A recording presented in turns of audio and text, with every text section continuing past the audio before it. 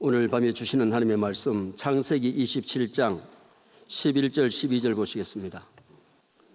야곱이 그 어머니 리브가에게 이르되 내 형 에서는 털이 많은 사람이요 나는 매끈매끈한 사람인즉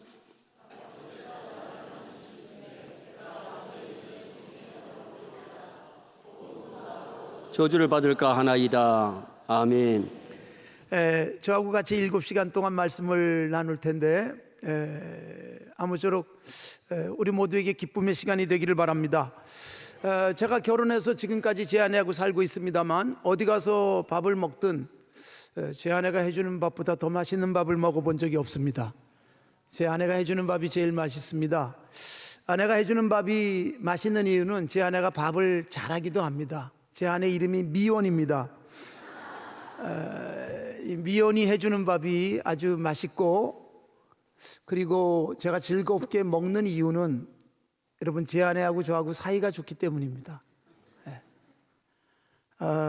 아내하고 저하고 사이가 안 좋으면 아무리 좋은 음식을 해줘도 맛이 없어요. 먹기도 싫고 그럴 겁니다. 안 해봐서 모르겠습니다만. 여러분들이 저하고 같이 말씀을 나누는 7시간은 집에서 먹는 집밥이 아닌 외식하는 것이라고 생각을 하시기 바랍니다. 외식을 하면 훨씬 맛있을 때도 있어요. 분위기도 좋고 또 밥 안 해도 되고 설거지 안 해도 되고 여성들은 그거 굉장히 좋아하지 않습니까? 그러나 여러분 계속 밖에 나가서 먹으면 그것도 굉장히 힘든 일입니다. 제가 여러분들에게 부탁드리는 것은 저하고 말씀 나누는 7시간 동안 특별히 맛이 있게 느껴질 수도 있고 또 평상시 여러분의 담임 목사님 말씀에 익숙해서 왜 저러지 그렇게 생각하시는 분들이 혹시 계실지 모르겠지만, 그러나 분명한 것은 여러분들을 위해서 시간마다 여러분을 가장 사랑하고 여러분들의 형편을 가장 잘 알고 그래서 영적 식탁을 늘 준비하시는 담임 목사님의 말씀이 여러분들에게 최고의 양식이 되기를 바랍니다. 제가 제 아내하고 사이가 좋기 때문에 아내가 해주는 밥이 맛있듯 담임 목사님하고 사이가 좋으면 담임 목사님이 하시는 모든 말씀이 은혜가 되어집니다. 학교 다닐 때 경험해 보셨을 거예요.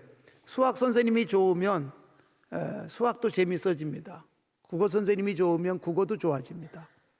여러분, 누가 얼마나 실력을 가지고 말씀을 전하는가 보다 더 중요한 것은 나와 그분과의 관계의 문제예요. 목사님의 말씀이 늘 기쁨이요 감격이 되어지는 복이 있기를 바랍니다. 그리고 제가 이렇게 여러분들하고 말씀을 나눌 때 보면 보통은 부흥의 강사가 아이고 수고 많이 하십니다 뭐 그렇게 많이 인사를 받는데, 사실 여러분 강사는 굉장히 쉽습니다. 목사가 가장 쉬운 게 설교하는 거예요. 목사가 가장 힘든 건 설교 듣는 겁니다. 앉아서 듣는 게 얼마나 힘든 줄 알아요? 거기다가 담임 목사님은 정말 힘들어요. 준비하느라고 강사를 오래전부터 약속을 했고 그러면서도 기도하고 준비하고 또 성도들은 얼마나 나올까 막 고민도 하시고, 그리고 집회 기간 내내 강사가 또 헛소리 하지 않을까 걱정도 되고 사고 치면 뒷수습 해야 되고 그렇거든요. 그러니까 저는 사실 여러분들에게 와서 말씀을 전하지만 아주 쉬운 일입니다. 정말 힘들고 그리고 가장 많이 애쓰시는 분은 여러분의 담임 목사님입니다. 저를 대접하려고 애쓰지 마시고 저는 우리 교회 성도들이 잘 대접해 주시니까 대접하고 싶으면 담임 목사님 대접하시기 바랍니다. 그리고 그렇다고 그렇게 노골적으로 아멘하면 제가 시험에 들 수 있습니다. 그리고 혹시 그럴 일은 없지만 평상시 여러분의 담임 목사님에게 듣던 말씀하고 제가 하는 말씀이 혹시 다른 게 생기면 무조건 담임 목사님이 옳습니다. 그렇게 생각하시면 됩니다. 자, 7시간 동안 저하고 말씀을 나눌 텐데 저녁 시간 4시간은 창세기의 말씀을 나눌 것이고, 창세기에서도 오늘 그리고 내일 그리고 세 번째 시간 야곱 이야기가 계속될 거고, 마지막 날은 야곱이 12아들들을 향한 축복했던 내용들을 살필 것입니다. 야곱은 창세기에서 굉장히 중요한 인물이에요. 그래서 야곱 이야기를 중심으로 살펴볼 것이고, 새벽 3시간은 사도행전의 말씀을 성령 충만의 개념 속에서 우리가 함께 살펴보도록 하겠습니다. 자, 저녁에 우리가 살피게 될 야곱은 창세기에서 매우 중요한 인물이에요. 창세기가 전부 몇 장까지 되어 있죠? 50장이죠. 야곱 얘기는 몇 장부터 나올까요? 25장에 나옵니다. 묻고 여러분들이 답할 시간도 없이 제가 대답을 하는 이유는 여러분들이 말을 안 할 것 같아서 제가 먼저 말씀드린 거예요. 25장에 야곱의 무슨 얘기가 나올까요? 야곱이 어머니 뱃속에 있을 때 이야기가 25장이에요. 여러분, 야곱 얘기가 어머니 뱃속 이야기부터 나오는데 몇 장에서 야곱 이야기가 끝날까요? 창세기가 전부 몇 장이에요? 그냥 실력이 없어도 눈치껏 몇 장에서 끝나요? 50장에서 끝이 납니다. 자, 25장부터 시작해서 50장까지 야곱 이야기가 쭉 이어지는데 25장은 어머니 뱃속에 있을 때 이야기, 50장은 무슨 이야기가 돼야 될까요? 장례식이에요. 야곱의 장례식 아주 상세하게 나와요. 그리고 야곱이 죽은 다음에 아들들 이야기가 마지막에 나오고 있습니다. 여러분 보세요. 창세기가 전부 50장인데 그 중에 절반이 야곱 또는 야곱의 가정 이야기라는 것입니다. 야곱이 어떻게 태어났는가, 그리고 야곱이 어떻게 성장하는가, 야곱이 하나님 앞에서 어떻게 변화되어지는가, 굉장히 중요한 메시지가 야곱 속에 있어요. 제가 야곱 이야기를 저녁에 다루면서 야곱의 걱정을 오늘 우리가 살펴볼 것이고, 그러면서 야곱이 어떻게 변화되어져 가는가, 그리고 예수 믿고 신앙생활에도요 바뀌는 게 쉽지 않습니다. 은혜 받고 놀라운 경험도 하고 그런데도 변화가 잘 안 되는 경향들이 있어요. 결국 하나님께서 변화시키는 과정 속에 어떠한 놀라운 역사들이 나타나는가, 이 부분들 우리가 보게 될 것이고, 그래서 오늘 야곱의 걱정, 내일은 야곱의 사랑, 그리고 모레는 야곱의 완벽하게 변화되는 최고의 고백, 그리고 야곱이 죽기 전에 12아들을 향한 축복 이야기를 4시간 동안 살펴볼 것입니다. 자, 오늘 본문 말씀은 야곱이 아버지를 속이고 축복을 가로채는 내용으로 되어져 있습니다. 자, 여러분, 야곱의 아버지가 누구예요? 이삭입니다. 어머니는 누구예요? 리브가예요. 이삭과 리브가의 아들들 쌍둥이였습니다. 야곱과 에서 형제였습니다. 에서가 형이고 야곱이 동생으로 태어났습니다. 그런데 여러분, 아버지 이삭이 나이 많아 늙었고 눈도 보이지 않았어요. 이삭이 준비를 했어요. 이제는 내가 하나님께로 갈 때가 다 됐다 생각되니까 자기의 사랑하는 아들에게 축복을 마지막으로 하자, 그 생각을 했습니다. 그래서 야곱의 그 아버지 이삭은 이삭의 그 나이 많아 늙어서 마지막으로 해야 될 아들을 향한 가장 중요한 일, 축복을 해야 되는데, 여러분, 에서와 야곱 중에 누구에게 축복하고 싶었어요? 맏아들, 쌍둥이지만 먼저 태어난 에서에게 축복하고 싶었는데, 성경을 읽으시면 에서에게 축복하는 이유는 딱 한 가지예요. 이삭은 에서를 좋아했고 어머니 리브가는 누굴 좋아했어요? 리브가를 좋아했어요. 좋아한 이유는 리브가 엄마는 야곱이 늘 집안에 거하면서 엄마하고 친밀하게 지냈어요.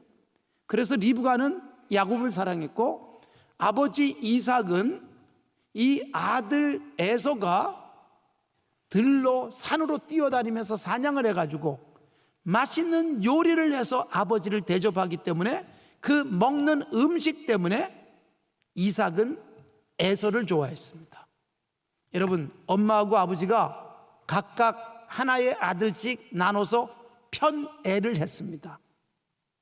뭐 완벽하게 평등하게 사랑하기는 힘들지만 너무 지나친 이 편애가 집안에 매우 힘든 일을 만들어냈습니다. 이 속에서 자란 야곱도 자기 아들들 중에 편애하는 모습들을 우리가 또 보게 될 겁니다. 자, 이삭이 죽기 전에 사랑하는 아들 누구에게요? 에서에게 축복하고 싶어서 에서를 불렀습니다. 얘야, 내가 죽기 전에 너에게 마음껏 축복할 테니까 나가서 사냥해가지고 평상시에 내가 좋아하던 음식을 만들어가지고 와라. 그러면 먹고 마음껏 축복해 줄게 라고 말을 했습니다. 그래서 에서는 너무나도 그날 하나님의 복을 받을 수 있는 시간이기 때문에 기쁨 속에 사냥하러 나갔어요. 그런데 여러분, 이것을 옆에서 지켜본 리브가는 누가 복 받았으면 좋겠어요? 자기가 사랑하는 야곱이 복 받았으면 좋겠어요. 그래서 야곱을 급하게 불렀습니다. 얘야, 네 아버지가 이렇게 말했단다. 에서에게 축복을 하려고 그러고 있단다. 내가 너에게 네 아버지가 가장 좋아하는 음식을 만들어 줄 테니까 그 음식 들고 들어가서 아버지에게 에서라고 속이고 축복을 받으라. 네 아버지가 눈이 보이지 않으니까 얼마든지 속일 수 있다고 말을 했습니다. 자, 여러분, 이때 야곱이 어머니에게 한 말이 오늘 본문에 읽은 말씀이에요. 여기 야곱의 걱정이 나오고 있어요. 어머니의 말을 듣고 야곱이 뭐라고 말해요? 어머니, 아무리 아버지가 눈이 안 보여도 아버지를 속일 수 없죠. 아버지를 속이는 것은 죄입니다 라고 말하지 않습니다. 즉, 죄 지을까 봐 걱정하는 게 아니라 아버지가 비록 눈은 안 보여도 눈이 안 보이면서부터 아주 기가 막히게 만져보면 알고 목소리 들어도 알고 냄새를 맡아도 아니까 아버지에게 내가 형 에서가 아니라 야곱이라는 게 들키면 아버지가 내게 축복하는 게 아니라 뭘 할까? 저주할까 봐 걱정됩니다. 어머니에게 그렇게 말한 거예요. 여러분, 야곱의 걱정은 뭐예요? 죄 지을까 봐 걱정이 아니라 죄 짓다가 뭐 할까 봐? 걸릴까 봐, 들킬까 봐 걱정하는 거예요. 여러분, 우리가 이 세상 살아가면서 우리는 어떤 걱정을 주로 하십니까? 예수 믿는 우리가 죄 지을까 봐 걱정해야 건강한 삶을 사는 거예요. 그런데 죄 지을까 봐 걱정하는 게 아니라 죄 짓다가 걸릴까 봐 걱정하는 거예요. 들키지 않으려고 애를 쓰는 경향들이 있습니다. 하나님을 어떻게 숨기고, 하나님 앞에 어떻게 숨기고 하나님을 어떻게 속이겠어요? 그러나 여러분, 우리는 사람의 눈을 속여서라도 내가 원하는 것 갖고 싶고 사람에게만 걸리지 않으면 나는 오히려 하나님이 나를 걸리지 않게 하셨다, 이런 생각을 하는 이상한 신앙인들도 생겨나는 것입니다. 오늘 여기서 우리에게 보여주는 중요한 교훈이 있어요. 야곱의 걱정, 죄 지을까 봐 걱정한 게 아니라 죄 짓다가 걸릴까 봐 걱정을 어머니에게 했어요. 그러자 여러분, 어머니가 뭐라고 말하는가? 그 뒤에 쭉 읽어보면, 얘야, 걱정하지 마라. 혹시라도 네가 걸려서 아버지에게 저주를 받으면 저주는 내가 받을게. 너는 복만 받아라. 그리고 나서 이렇게 말합니다. 네 아버지를 완벽하게 속일 수 있는 방법이 있다. 그래서 여러분, 아들을 위장을 시킵니다. 형 에서처럼. 우선 형의 옷을 입혀요. 아버지가 냄새를 맡으니까 형의 옷을 입어서 형 에서의 냄새가 나게 하고, 그 다음에 형은 털이 많은 사람이에요. 야곱은 털이 없는 매끈매끈한 사람이에요.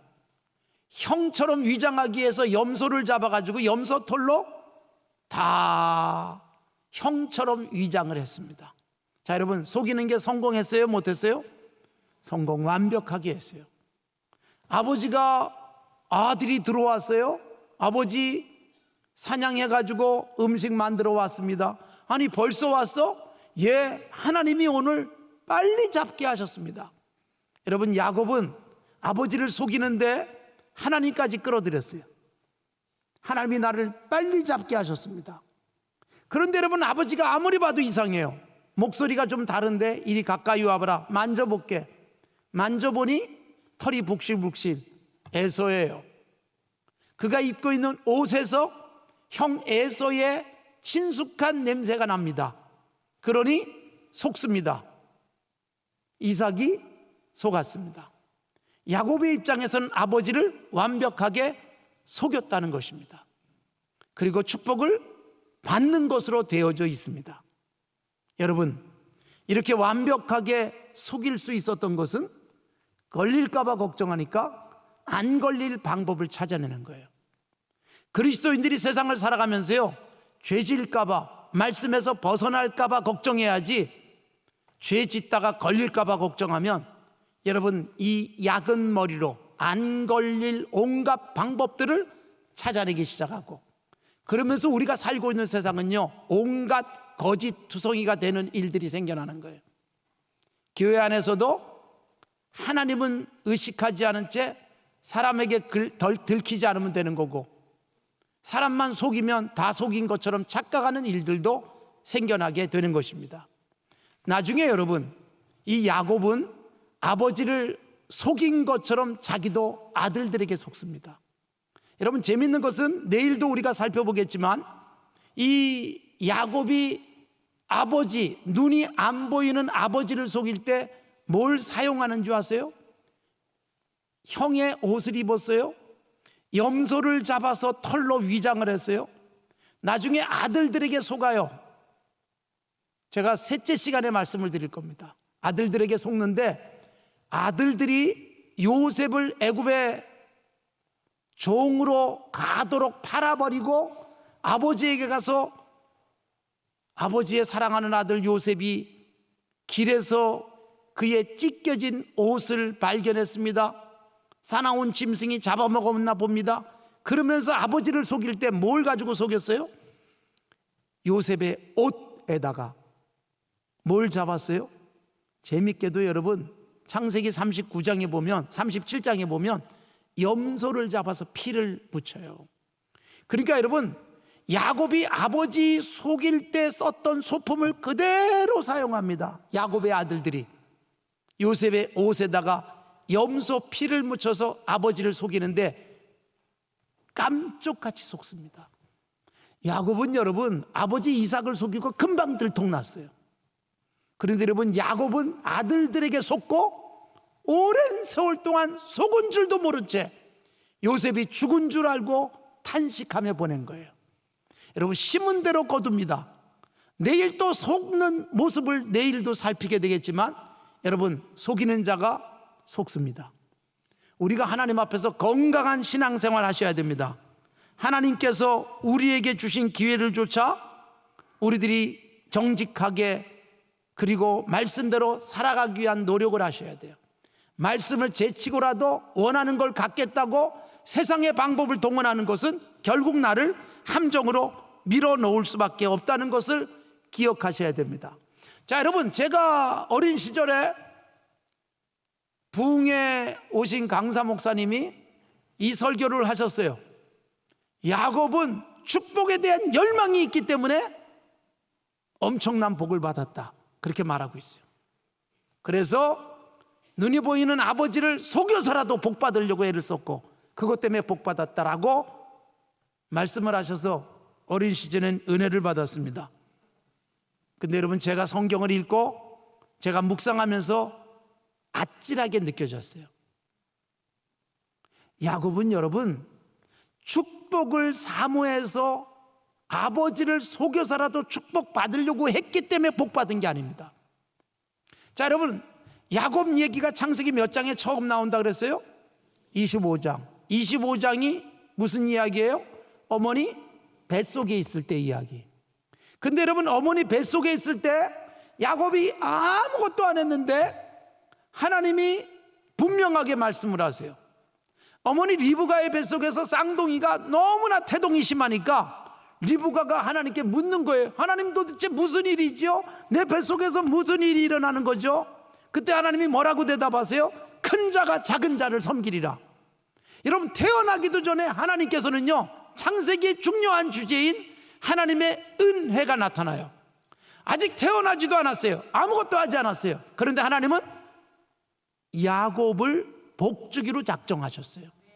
야곱을 큰 사람 만들겠다고 작정하셨어요. 그러니까 여러분, 야곱은 태어나서 말씀대로 정직하게 바로 서 있었으면 하나님의 복은 반드시 임할 수 있었는 줄로 믿습니다.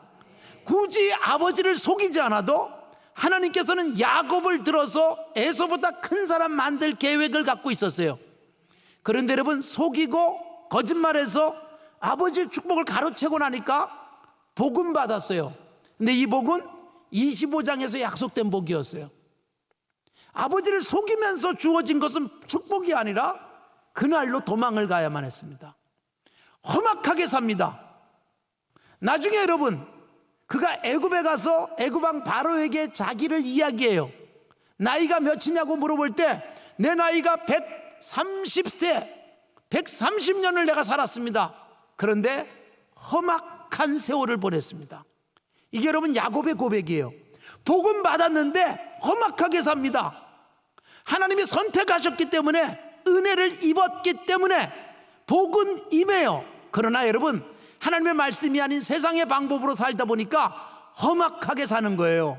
사랑하는 성도 여러분, 하나님의 복이 우리에게 임하기를 바랍니다. 아울러 평안한 복도 임하기를 바랍니다. 말씀대로 살아가십시오. 말씀이 아니라면 놓으세요. 잡으려고 애쓰지 마세요. 수단과 방법을 가리지 않고 잡는 것이 복이 아닙니다. 손해볼 게 분명한데도 말씀대로 살기 위해서 손해를 감수하면 하나님께서 평안의 복까지 더하여 주실 줄로 믿습니다. 여러분, 이 야곱의 걱정은 죄 지을까 봐 걱정한 게 아니라 죄 짓다가 들킬까 봐 걱정을 하는 거예요. 여러분, 놀라운 것은 야곱에게 이런 아들이 있다는 게 신기할 정도인데, 창세기 39장에 가면 요셉 이야기가 나옵니다. 이 요셉이 애굽에 팔려갔어요. 보디발의 집에서 노예가 됐습니다. 그런데 여러분, 창세기 39장에 보면 똑같은 요셉의 걱정이 나옵니다. 요셉의 걱정, 요셉은 무슨 걱정하는 줄 아세요? 여러분, 보디발의 집에 노예가 돼가지고 그 집에 있는데 보디발의 아내가 요셉을 유혹을 합니다. 참, 여자들이 문제입니다. 야곱으로 하여금 아버지를 속이게 만든 사람이 누구예요? 어머니 리브가였습니다. 요셉이 보디발의 집에 가서 아주 충성스럽게 보디발이 온 집안의 재반 업무를 다 맡길 만큼 충성스럽게 살고 있는데, 그 요셉을 유혹한 사람은 보디발의 아내 여자였습니다. 보디발의 아내가 눈짓하다가 나하고 함께 죄짓자는 유혹을 합니다. 근데 여러분, 이때 창세기 39장 9절에 보면 요셉의 걱정이 나와요. 요셉이 우리 주인에게 걸리면 큰일 납니다. 주인에게 걸리면 나는 죽습니다. 그 얘기 한마디도 하지 않습니다. 창세기 39장 9절에 요셉의 걱정은 이렇게 돼 있어요. 이 집에는 나보다 큰 이가 없습니다. 주인이 내게 아무것도 금하지 않았습니다. 그러나 금한 것은 딱 한 가지, 당신입니다. 내가 어찌 큰 악을 행하여 하나님께 범죄하겠나이까. 여러분, 요셉은요, 보디발의 아내의 제안을 듣고 분명하게 선포합니다. 죄 지을까 봐 난 걱정하는 사람이에요. 내가 어찌 큰 악을 행하여 하나님께 범죄하겠나이까. 거절해버립니다. 아무도 안 보는데 뭐. 더군다나 여러분, 자기 아버지 야곱은 어머니의 사랑 속에 살면서 편안할 때 아버지를 속이면서 죄 지을까 봐 걱정한 것이 아니라 죄 짓다가 걸릴까 봐 걱정했던 아버지인데, 그 아들 요셉은요, 비참한 삶을 살고 있는 거예요. 아버지의 사랑을 받던 그가 애굽의 노예로 팔려왔어요.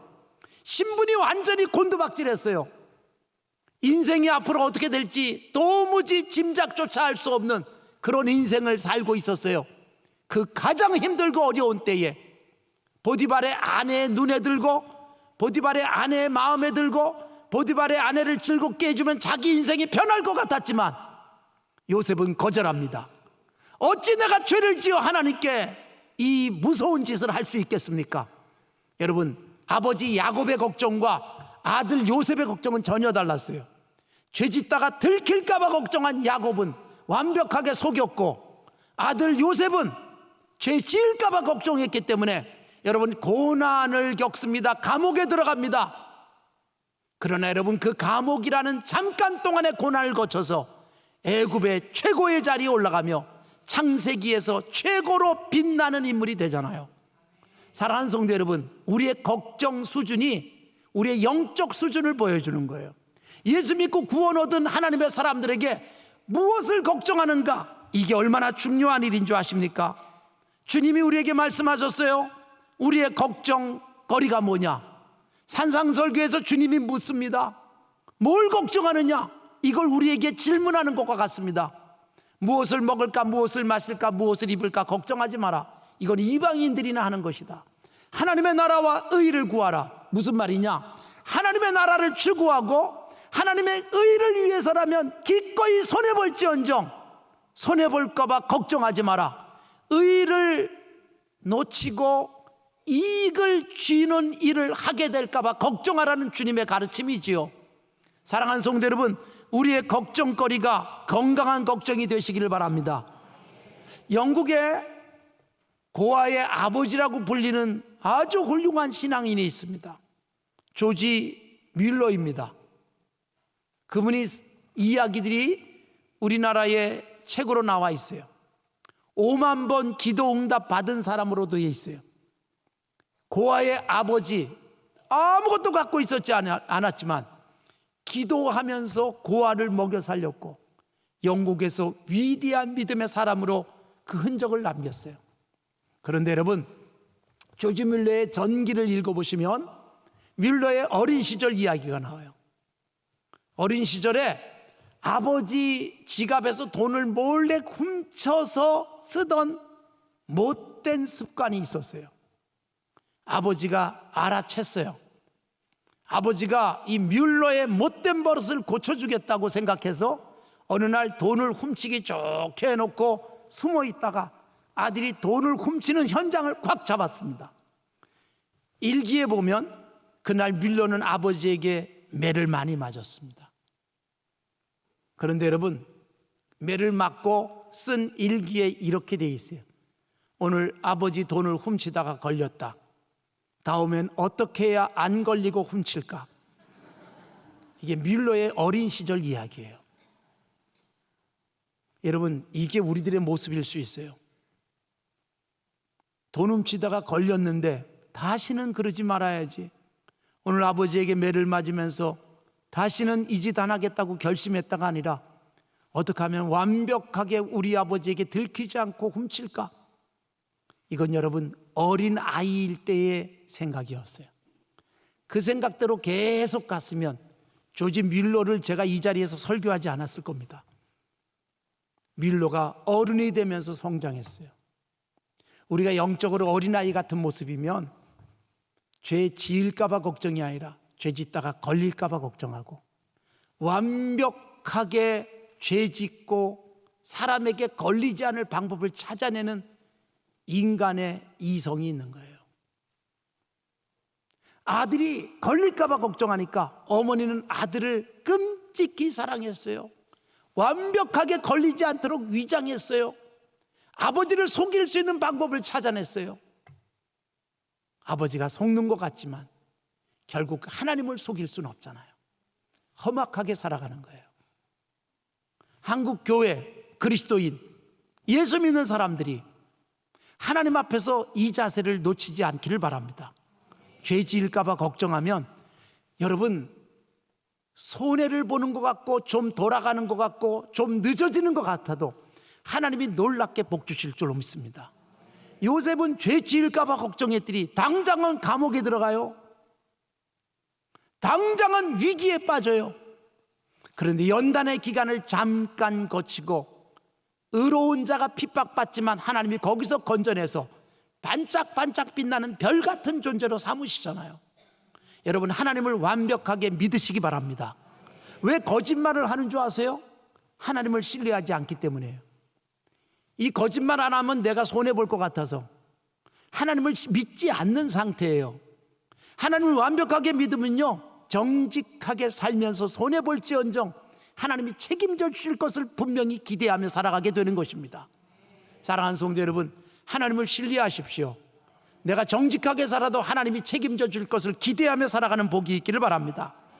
제가 우리 아이들이 아주 어릴 때 2002년도인데 제가 우리 아이들을 늦게 낳았습니다. 그래서 2002년도에 우리 큰아이가 초등학교 5학년이고 작은 아이는 초등학교 3학년이었습니다. 그런데 제가 미국에 그 집회를 하러 갔었어요. 그때 뉴욕에 갔다가 시카고 갔다가 그리고 LA로 가야 되는 스케줄이 있었는데 제 아내하고 같이 가기로 했는데 초등학교 5학년이고 3학년인 이 두 아이를 미국에 그냥 데려가자 그렇게 생각을 했어요. 아이가 그때 초등학교 다닐 때 학교 다니면서 좀 뭐 계속 힘든 일이 있어가지고 그래서 그냥 아이들 데리고 학교도 좀 쉬게 하고 한 달을 미국 갔다 오기로 했어요. 저하고 제 아내는 미국 비자가 있었고 그때는 일일이 가서 비자 인터뷰를 하고 비자를 받아야 되는 시대였으니까, 그런데 제 두 아이는 비자가 없어서 아이들이 어리기 때문에 제가 대신 비자 인터뷰를 하고 아이들 비자를 받았습니다. 그런데 여러분, 아이들 미국 가는 것을 위해서 비자를 신청해 놓고 서류들을 다 갖춰서 제출해 놓고 그리고 드디어 비자 인터뷰하는 날이 됐어요. 3월 달이었습니다. 저는 5월에 집회가 있었기 때문에 5월에 가야 되는데 우리 아이들도 데려가기 위해서 3월 달에 비자 인터뷰를 했어요. 그리고 인터뷰하는 날이 돼가지고 대사관에 가기 전에 여행사 사무실에 들렸어요. 제 일을 다 봐주던 여행사의 주과장이라는 분을 사무실에서 만났어요. 바로 대사관 근처에 있었는데 사무실에 들어갔더니 마지막으로 서류를 한 장 썼어요. 이 서류에는 이제 인터뷰 서류였어요. 몇 월 며칠부터 몇 월 며칠까지 미국에 가는지, 여행 목적이 무엇인지 이런 걸 쓰게 돼 있었어요. 그래서 제가 그걸 쓰려고 그러는데 그 주과장이라는 분이 저에게 이렇게 말했어요. 목사님이 5월 달에 미국을 가는데 인터뷰하는 영사가 의심할 수 있습니다. 아빠, 엄마 다 가는 데다가 아들, 딸까지 다 미국으로 가는데 영사가 의심합니다. 지금 방학 기간도 아니고 5월에 학교 다닐 때 아이들을 데리고 미국 간다 그러면 가서 아주 안 돌아오거나 아이들을 미국에 불법으로 유학시키고 엄마 아빠만 돌아온다고 의심할 수 있습니다. 그러니까 목사님, 비자 받은다면 아무 때나 가도 되니까 5월 달에 간다고 쓰지 마시고 방학한 다음에 가는 것으로 해서 7월 달에 가는 것으로 쓰시죠라고 저한테 제안을 했습니다. 목사님이라고 부르지 말든지 목사님 거짓말합시다, 그 얘기였습니다. 그 순간 여러분, 굉장히 일리 있는 말이고 그것은 대부분 다 그랬습니다. 근데 여러분, 그 순간 제 입에서 과장님, 비자 안 나와도 돼요. 비자 안 나오면 아이들을 안 데리고 가면 돼요. 안 데리고 가면 좋은 점이 더 많습니다.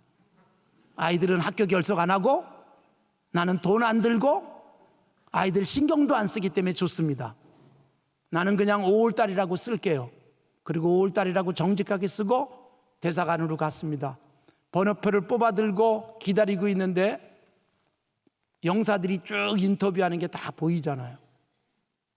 제 순서될 때까지 앉아 있는데 줄 서서 이렇게 기다리던 사람들이 한 사람 한 사람 인터뷰하고 나가는데 나갈 때 보면 표정 보면 다 알아요. 저 사람은 비자 된 사람, 저 사람은 안 된 사람. 여러분, 한 20분 기다리는 동안에 갑자기 이런 생각이 들었어요. 괜히 고집 폈나? 7월 달이라고 쓸 거 그랬나? 그런 생각이 잠깐 들었지만 뭐 이미 썼고 저는 이미 그렇게 가기로 했으니까 제 순서가 돼가지고 인터뷰를 했습니다. 딱 1분 정도 대화를 나눴어요. 3가지 묻고 3가지 간단하게 답을 하고 그리고 우리 두 아이의 5년짜리 비자가 나왔어요. 제가 감사했어요. 뭐 때문에 감사했을까요? 비자가 나와서 감사한 게 아닙니다. 아까 말씀드렸듯이 비자 안 나와도 괜찮아요. 근데 여러분, 여행사 과장, 예수도 안 믿는 여행사 과장 앞에서 나를 목사님 거짓말합시다 그러는데 비자 안 나올까 봐 그게 걱정이 돼서 제가 7월 달로 썼다면 예수도 안 믿는 여행사 과장이 목사들도 거짓말 잘한다, 그런 확신을 줄 뻔했잖아요. 그 순간 여러분, 비자 안 나올까 봐 걱정한 게 아니라 비자 때문에 내가 거짓말하게 되는 것 이 자체를 거부했더니 하나님이 은혜 가운데 길 열어주시는 거예요.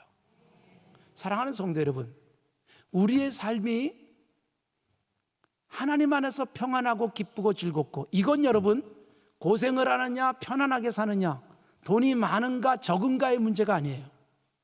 돈이 많던 적던, 아니면 불편하게 살던 편안하게 살던, 좋은 집에 살던 아니면 좀 누추한 집에 살던, 행복하고 편안하게 살 수 있는 길은 우리가 하나님 앞에서 죄 짓지 않을 생각하면서 말씀대로 정직하게 살아가면 좀 불편은 해도 행복하게 살게 될 줄로 믿습니다. 이게 그리스도인이 가야 될 삶의 태도예요. 우리 교회 검찰총장을 하시고 법무부 장관까지 하신 분이 계시는데 저한테 이런 간증을 했어요. 목사님, 검찰총장 시절에 목사님, 제가 중수부장을 했었는데 중수부장 시절에 재벌을 수사했습니다. 그런데 어느 날 만나자 그래서 만났습니다.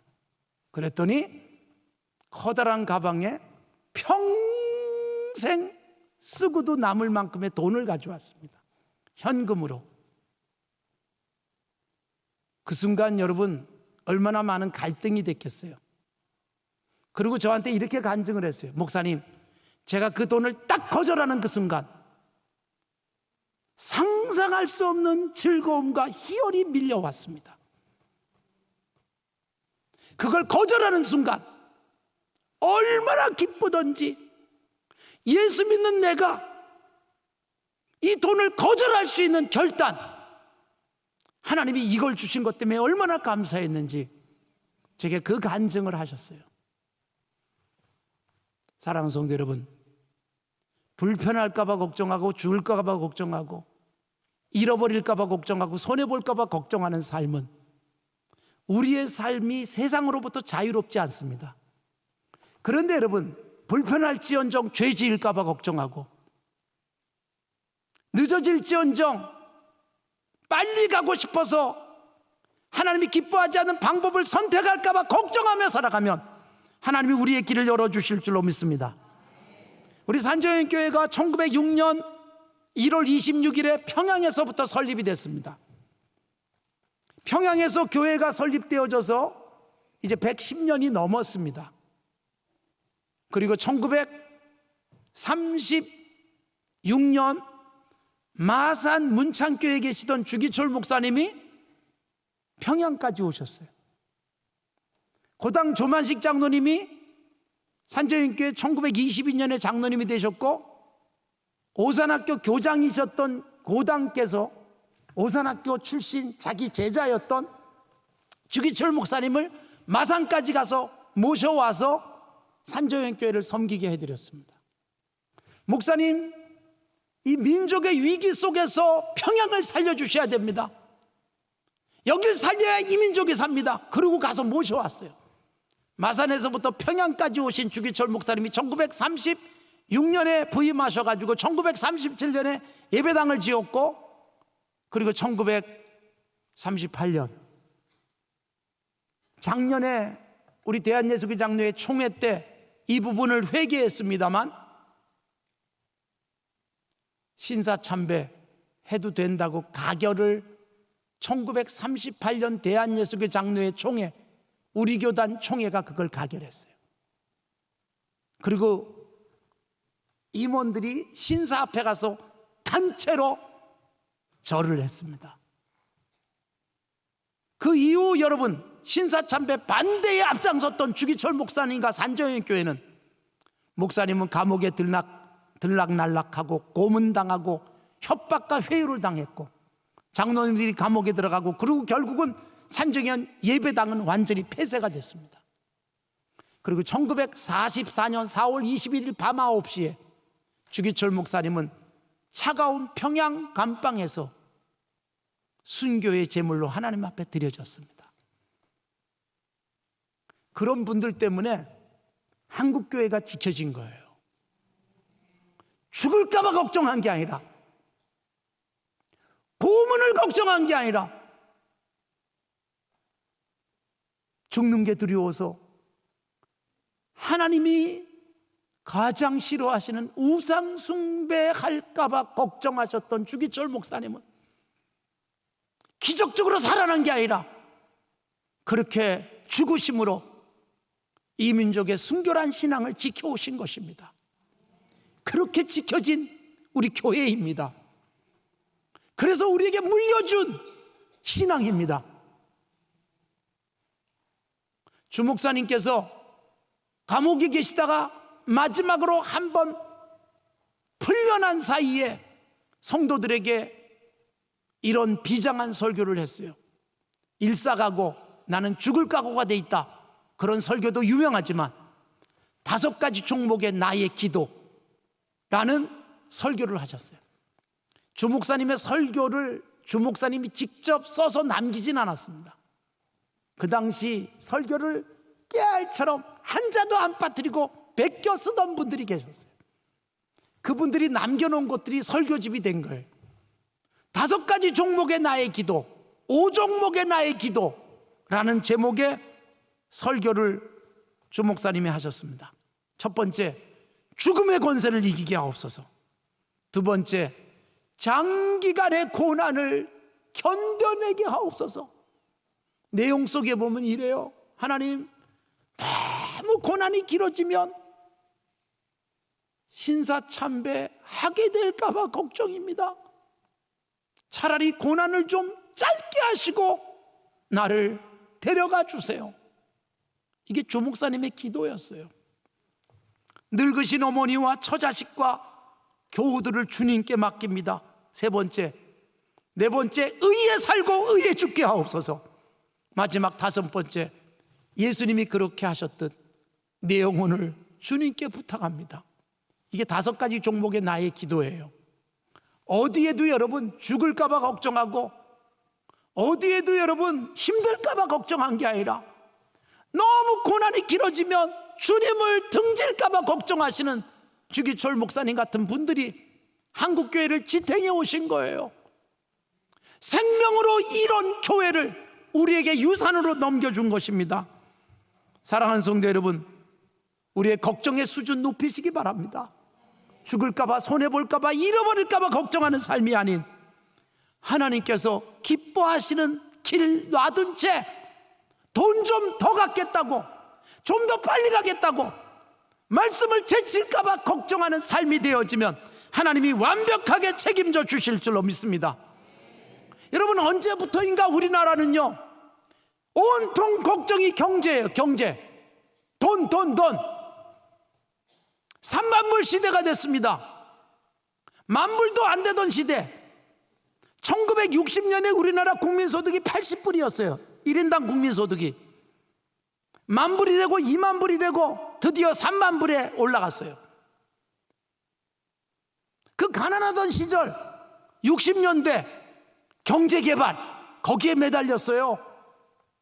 그리고 드디어 여러분 세계 10위 정도가 되는 경제대국이 됐어요. 그런데 우리들은 끊임없이 경제 걱정, 돈 걱정이에요. 대통령 뽑을 때마다 내가 경제를 살릴 수 있는 적임자다, 누가 경제를 살려줄 것인가, 거기에 초점 맞추는 거예요. 누가 이 사회를, 이 나라를 건전한 가치관과 사람답게 살아가는 세상을 만들 것인가는 고민하지 않습니다. 누가 경제를 살려줄 것인가, 내가 대통령하면 4만불 소득을 만들어내겠다는 공약만이 나오고 있는 것이고, 경제 대통령이라는 표현은 이미 우리들에게 익숙해버리고 말았습니다. 그러나 여러분, 그래서 경제 대통령 돈 했는데 어떤 대통령이 우리에게 경제적으로 만족을 주고 우리를 편안하게 해주고 있습니까? 돈도 잃고 의도 잃어버리는 우리 사회,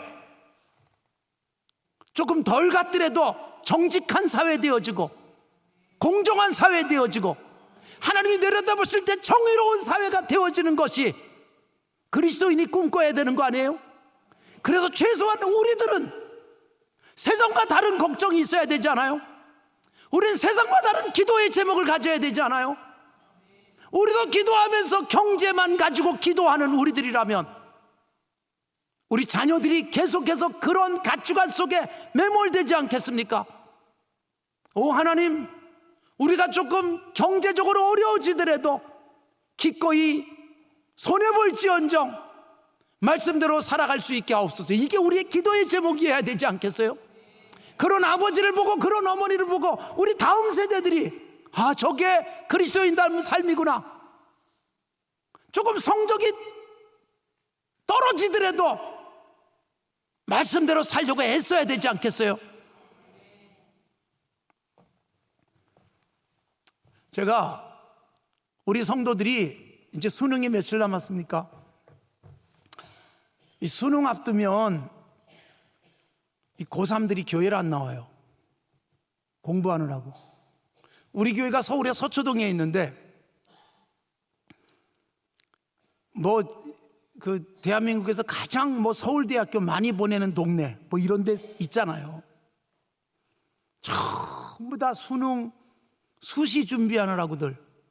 그래서 제가 설교하면서 여러분 고3이 돼도 주님 앞에 나와서 예배 드리면서 기도하면서 그리고 열심히 공부했더니 하나님이 내게 이렇게 길 열어주는 거나 이걸 체험하게 만드셔야 되지 않겠습니까?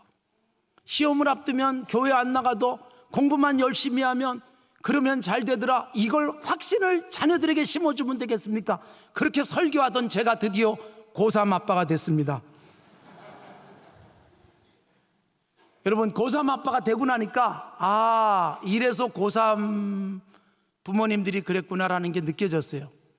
다행스럽게 제 아들이 고3이었는데 제 아들은 음악을 하기 때문에 서울예고에서 작곡을 하고 있었어요. 근데 서울예고 다니면서 가고 싶은 학교가 있잖아요. 그런데 그 학교는 워낙 음악 실력도 좋아야 되지만 수능도 4과목을 등급을 요구해요. 요즘은 그게 폐지됐습니다만 제 아들이 그 학교 들어갈 때는 수능도 잘 봐야만 돼요. 그러니까 수능도 등급을 딱 맞춰야 되니까 굉장히 공부의 시간도 많이 뺏기고 피아노도 쳐야 되죠. 작곡도 해야 되죠. 계속 귀 훈련시켜서 청음도 해야 되죠. 공부할 게 참 많았어요. 근데 여러분 감사하게도 고3 때도 수련회도 갔어요. 중고등학생들 수련회도 가고, 그리고 금요일 날도 기도회 때면 빠짐없이 나와서 기도회에 참석하면서 찬양팀에서 고3 때도 했어요. 베이스가 없으면 베이스 치고, 키보드 없으면 키보드도 치고, 때로는 드럼도 하고, 그러면서 고3 생활을 했어요. 그런데 여러분 수능 시험이 가까우니까 아이는 편안하고 아빠는 불안했습니다. 제가 고3 아빠 체험을 철저하게 했습니다. 아들이 금요일 날 기도에 나오는데 3월 달에는 아무렇지도 않았고 4월 달에도 괜찮았고 6월 달에도 괜찮았습니다. 9월이 되니까 저 자식이 공부나 하지, 이 생각이 들기 시작했습니다. 드디어 다음 주가 수능 시험이잖아요. 목요일 날. 이번 주 금요일에 제가 기도에 나가려고 집에서 밥을 먹고 문을 열고 나오려는데 제 아들이 따라 나왔어요. 교회 가는 거였습니다. 제가 그걸 모르겠습니까? 그런데 목사인 아빠가 아들에게 어디 가니? 라고 물어봤습니다. 무슨 뜻일까요? 그래서 아들이 교회 가지, 아주 순진한 표정으로, 하마터면 야 이 자식아 공부해야지 그러고 싶었어요. 그걸 꾹 참았습니다. 그리고 여러분 다음 주가 수능인데 지금 딱 요때예요. 다음 주가 수능인데 금요일 날 앞에 나와서 막 찬양팀에서 하는 모습을 보는데 편치가 않아요. 기도하는데 거기 앉아있는데 아들밖에 안 보여요. 아들 보면서 야 목사 아들답다, 착하다, 저 자식이 그래도 다음 주가 수능인데 오늘도 기도에 참석했으니까 훌륭하다라는 생각이 아니라 집에 가서 공부나 하지, 막 이 생각이 드는 거예요. 목사인데. 여러분 이게 고3 아빠가 되고 수능 시험이 다가오니까 제가 어느새 그렇게 돼 있더라고요. 성적 때문에 교회 안 나올까 봐 걱정해야 될 목사가 성적 때문에 교회 나오는 게 걱정되는 이 목사 아버지의 이상한 모습. 다행히 여러분, 경제적으로 시험을 봤더군요. 한 문제라도 더 틀렸으면 등급이 안 나올 뻔했어요. 다 그만큼만 수능 점수 받아들고, 그래도 원하는 학교에, 그래도 우리나라에서는 제일 좋다는 학교에 잘 들어가 줬어요. 그쯤 됐으면 목사가 정신 차려야 되지 않아요? 2년이 지나니까 딸아이의 고3 아빠가 됐습니다. 그러면 지난번에 학습했으니까 이제는 정신 차려야 될 목사인데, 딸아이가 고3인데 제 딸아이는 수능을 안 보고 수시로 들어갔어요. 8월 말에 입학시험을 쳤어요. 새 학교 원서를 넣었어요. 근데 여러분, 한 학교가 토요일 날 적성검사가 있대요. 이 적성검사가 말이 적성검사지 국어, 영어, 수학 시험을 보는 거예요. 근데 그게 적성검사래요. 도대체 나는 적성검사를 이해를 못하는 거예요. 적성검사는 내가 아는 적성검사는 그게 아닌데 국어, 영어, 수학 시험을 보다니, 공부에 적성이 있는지 이거 보는 건지. 그런데 토요일 날 시험이에요. 아침에. 토요일 날 전날이 무슨 요일이에요? 어려우세요? 금요일이었습니다. 제가 금요 기도회 준비하고 제 방에 앉아 있는데 딸아이가 쑥 들어왔어요. 딸아이를 보고 제가 뭐라 그랬을까요? 기도회 하러 온 딸에게, 왜 왔니? 기도회 하러 왔지. 똑같았어요. 말도 못한 채 집에서 공부나 하지. 내일이 시험인데. 그리고 똑같이 2년 전의 일은 까마득하게 잊어버린 채 딸아이의 기도하는 모습만 보였습니다. 집에 가서 공부하지. 그리고 그 다음날 아빠 너도 타겠다고 차가 밀릴까 봐 지하철을 타고 아이를 시험장에 데려갔어요. 가는 동안에 예상 문제집을 손에 들고 옆에 앉아있는 딸에게 물어봤어요. 물어보는 것마다 몰라요. 모르는 것만 제가 찍었는지 속으로, 이 자식아 어저께 책이나 좀 보지, 이 생각이 막 들어오는 거예요. 시험장 들여보내놓고 밖에서 기도하면서 기다렸어요. 시험을 마치고 해맑게 웃으면서 나온 딸. 그래서 다행히 학교를 들어갔어요. 그래서 감사했어요. 결과적으로는요, 목사인 저보다 우리 아들, 딸이 더 낫더라고요. 목사가 돼도 아들, 딸 성적 안 나올까 봐 교회에 나오는 모습을 보고 걱정하고 있는 이 형편없는 고3 아빠 목사. 여러분, 쓸데없는 걱정하고 있는 거예요. 그래서 안 돼서 그 학교 못 가면 어때요? 이게 우리들의 걱정이란 말이에요. 이렇게 설교하지만 이 형편없는 바닥을 드러내는 목사를 제가 보면서 우리들의 걱정거리가, 여러분, 세상과 별로 다르지 않을 수밖에 없는 현실 속에서 우리의 수준 높여야 되지 않겠습니까? 사랑하는 성도 여러분, 걱정의 수준을 높이며 살아갈 수 있기를 바랍니다.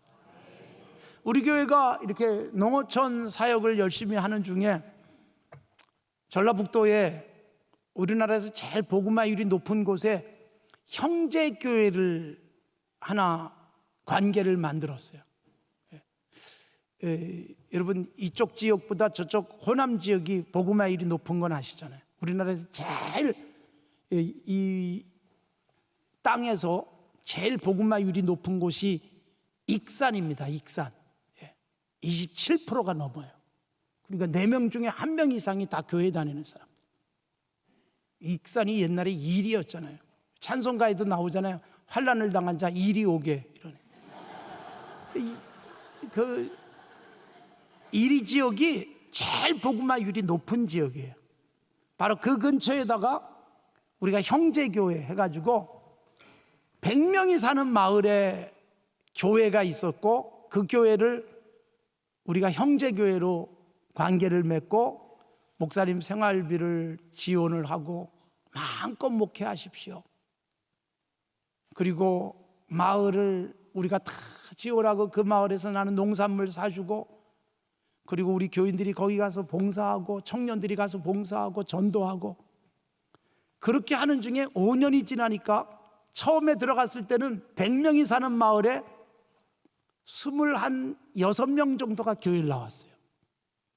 그런데 여러분, 5년 지나니까 17명만 더 나오면 100명이 전부 다 예수 믿는 그 마을로 바뀌었어요. 놀라운 변화잖아요. 그래서 이게 너무너무 즐거웠습니다. 두 번째 형제교회를 세웠어요.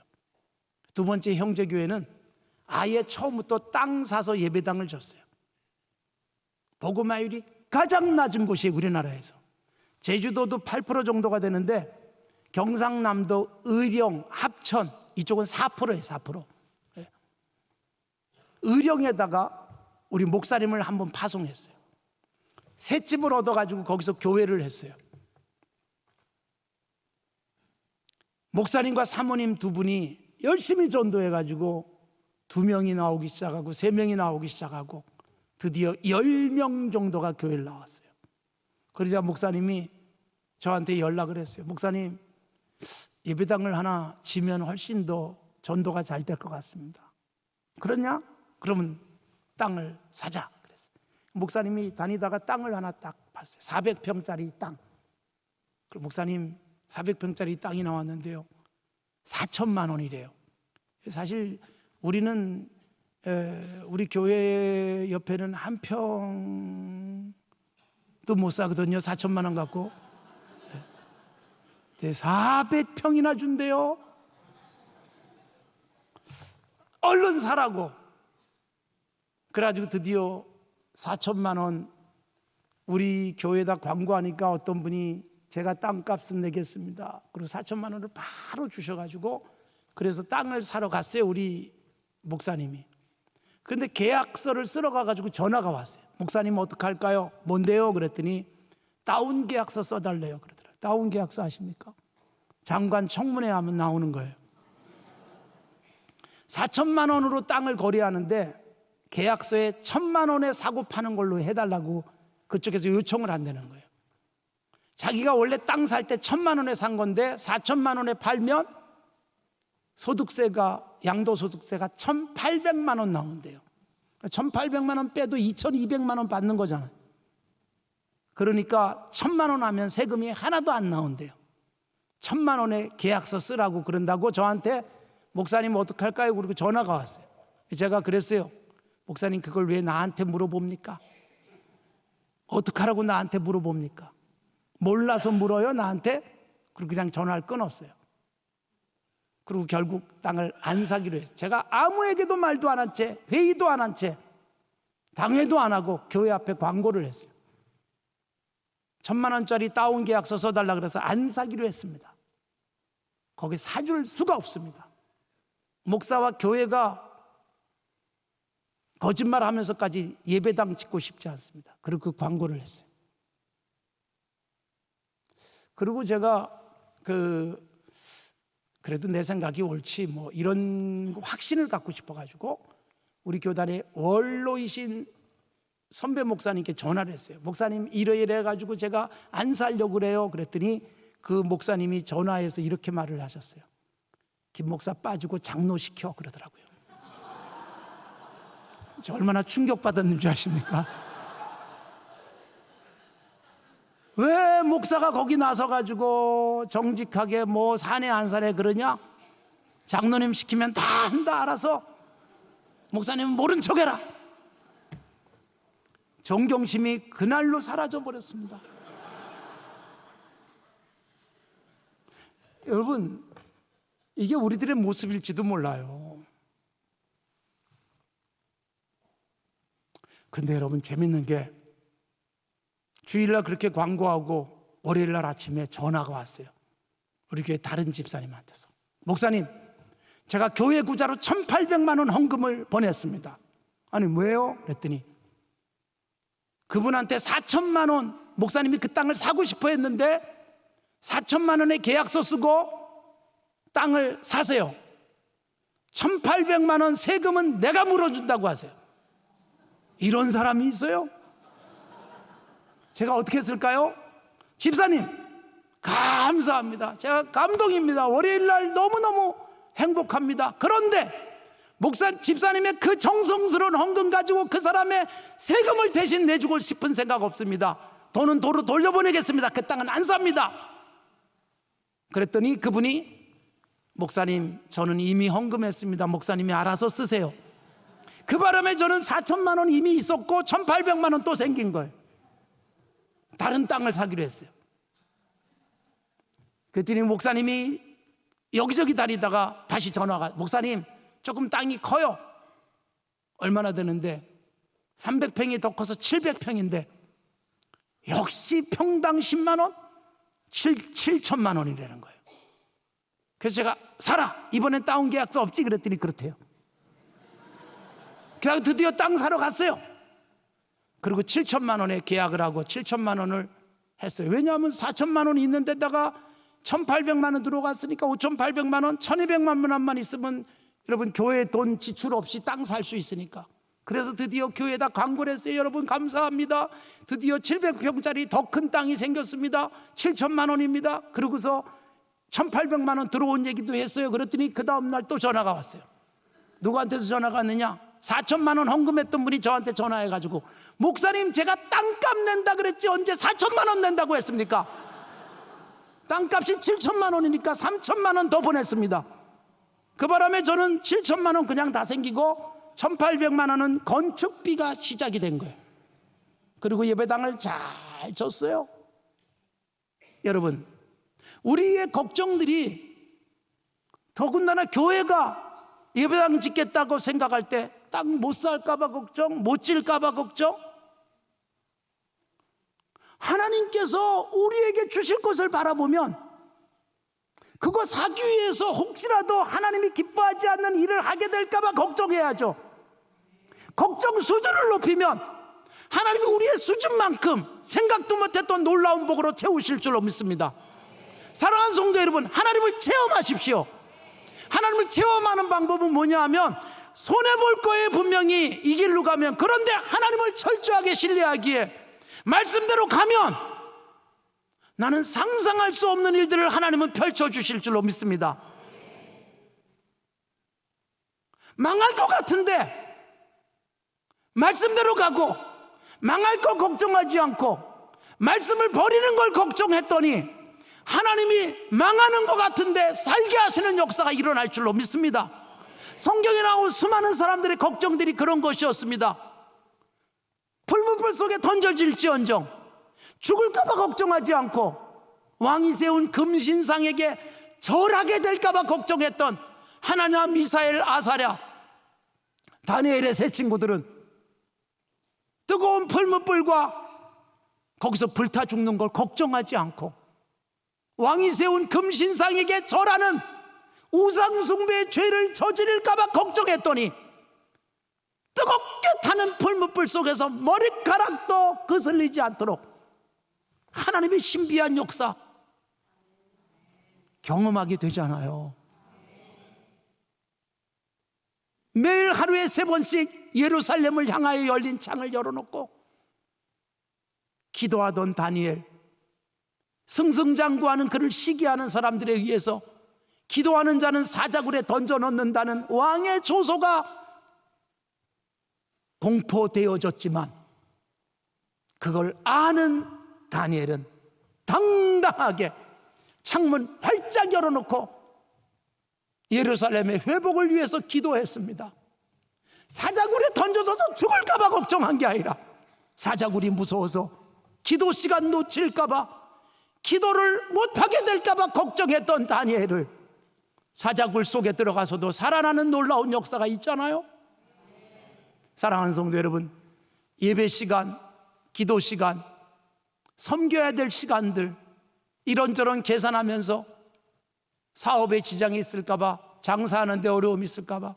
이게 걱정이 먼저 되어지면 우리는 우리 머리로 계산한 것 정도도 못 누려요. 손해볼 것 같지만 하나님이 기뻐하실 수준 높은 걱정하면 우리가 상상할 수 없는 하나님의 역사들이 우리에게 펼쳐질 줄로 믿습니다. 여러분, 그 기대하십시오. 야곱은요, 젊은 날 그런 걱정하다가 험악한 삶을 살고 셋째 날 말씀드리겠지만 드디어 야곱이 변하는 역사, 죽을 것, 잃어버릴 것 걱정하지 않는 수준으로 올라가고 나니까 하나님이 놀라운 복으로 채우시는 모습을 화요일날 저녁에 제가 말씀드릴 겁니다. 사랑하는 성도 여러분, 그리스도인의 걱정거리, 한국교회의 걱정거리 수준을 높여야 돼요. 하나님이 내려다보시면서 그래, 한국교회 내가 복줄만 하구나 생각하는 교회 돼야 되지 않겠습니까? 울산에 자리 잡고 있는 이 서연교회가 하나님이 내려다보시면서 내가 그냥 막 쏟아 부어주고 싶은 거룩한 걱정해야 되지 않겠어요? 이 돈 다 쓰고 나면 나는 뭐 갖고 살지 걱정스러운 삶이 아닌, 한 푼도 내 손에 쥐어지지 않아도 하나님 앞에 드려질 것에 대한 건강한 걱정하면 하나님이 책임져 주지 않겠습니까? 사랑하는 성도 여러분, 수준 높이십시오. 생활 수준 높이고 경제 수준 높이고 문화 수준 높이는 게 아니라 걱정의 수준 제대로 높이시면 하나님께서 나를 통해서 놀랍고 신비한 역사를 펼쳐주실 줄로 믿습니다. 그것 바라보시면서 오늘 이 밤 하나님 앞에서 우리 자신들을 점검해 보십시오. 그리고 새로운 걱정거리 만들어 가십시오. 하나님이 기뻐할, 그래 네가 그 걱정했구나, 야 어떻게 그런 걱정을 하니, 하나님이 나를 보면서 감탄할 수 있는 그 걱정, 너무나도 기특한 걱정, 어린아이가 엄마 아빠를 위해서 야 어떻게 너 그런 걱정을 다 하니, 이게 감동이고, 그런 수준의 하나님이 나를 보면서 감동하실 수 있는 그런 걱정하면 하나님이 우리의 인생, 우리의 가정, 우리의 자녀들 하나님의 방법으로 하나님의 놀라운 역사를 이루는 도구 되게 하실 줄로 믿습니다.